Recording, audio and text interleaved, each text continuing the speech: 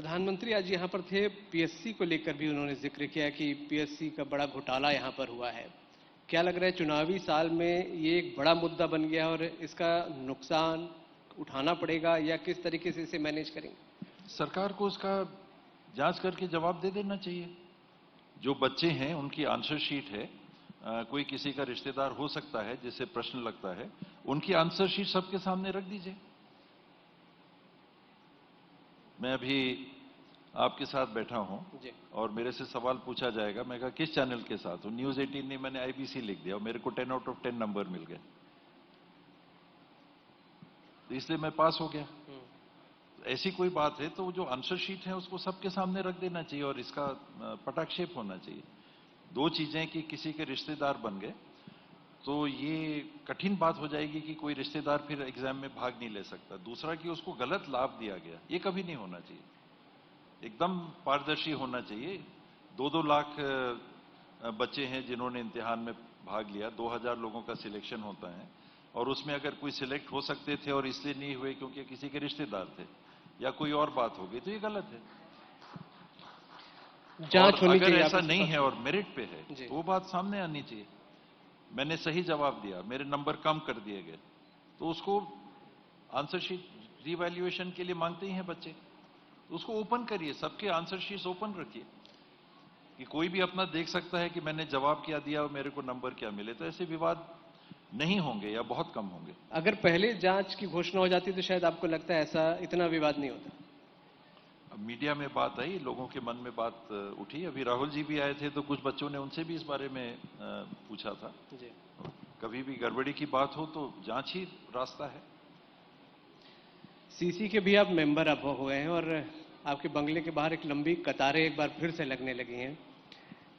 किस तरीके से टिकट बंटवारे में आप अपना रोल देखते हैं? क्योंकि जैसे ही आप सीसी के मेंबर बने ये भी चर्चा होगी कि कई लोग जो विरोधाभासी बयान दे रहे थे वो बड़े सदमे में आ गए थे। ऐसा नहीं, अपवाद हो सकता है, लेकिन मेरा काम करने का तरीका मेरिट पे रहता है। उसमें अपने साथ के भी कई लोग निराश हो जाते हैं कि हम बाबा आपका हमने साथ दिया, आपने हमारा साथ नहीं दिया।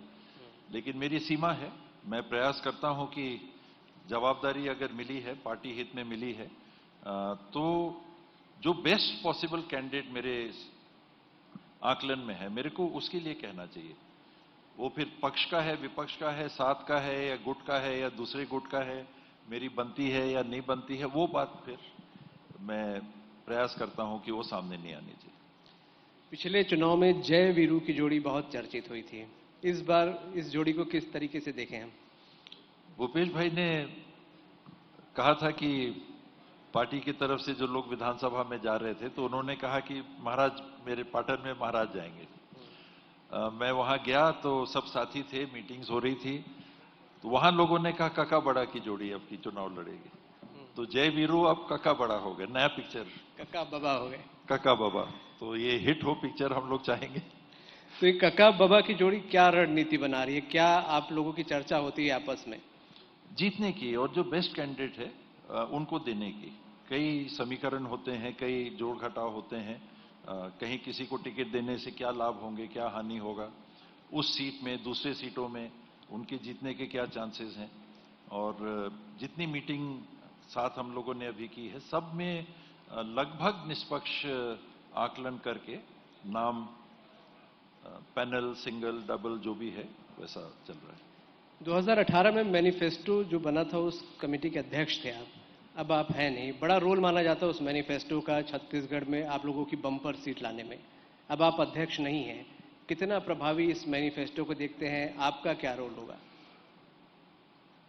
पिछले चुनाव में मैनिफेस्टो बनाना मैंने एक्चुअली मांगा था राहुल जी से भी। मैंने कहा था कि सर मैं ये काम करना चाहूंगा, क्योंकि मैं खुद भी देखना चाहता था, नेता प्रतिपक्ष के रूप में काम करने का मौका मिला था।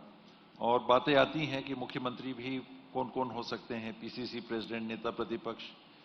तो मुख्यमंत्री के रूप में नाम आए उसके पहले मैं भी जानना चाहता था कि क्या सरगुजा भर में मेरी जान पहचान है या लोग मेरे को स्वीकार करते हैं या छत्तीसगढ़ में भी मेरी कोई उपस्थिति है। और मेरी रुचि थी घोषणा पत्र बनाने में, मेरी रुचि है पॉलिसी डिसीजंस में भागीदार बनने में। तो उस रुचि को भी मैं पूर्ण करना चाहता था, मैं अपने योगदान देना चाहता था पार्टी को। तो मैंने मांगा था, ये मौका मांगा था, मिला था, लोगों के बीच में गए थे, लोगों से बातचीत की थी और घोषणा पत्र उस समय भी मेरे मन में था कि 3 स्तर पे बनाए जा सकते हैं, ऐसे तो और स्तर हैं, आप विशेषज्ञों के साथ बैठिए और घोषणा पत्र बना सकते हैं। बंद कमरे में हम लोग बैठ के 10 विशेषज्ञ घोषणा पत्र बना सकते हैं, पार्टी के साथियों के साथ बैठ के घोषणा पत्र बना सकते हैं, सबको अनुभव रहता है। लोगों के बीच में जाके उनसे भी पूछ के घोषणा पत्र बनाया जा सकता है। तो वो प्रयास मैंने पिछले बार किया था, तीनों स्तर पे लोगों से भी बातचीत की, पार्टी के अंदर भी बातचीत की और विशेषज्ञों से भी बातचीत की। कितने काम पूरे हो पाए घोषणा पत्र के, आपको लगते हैं?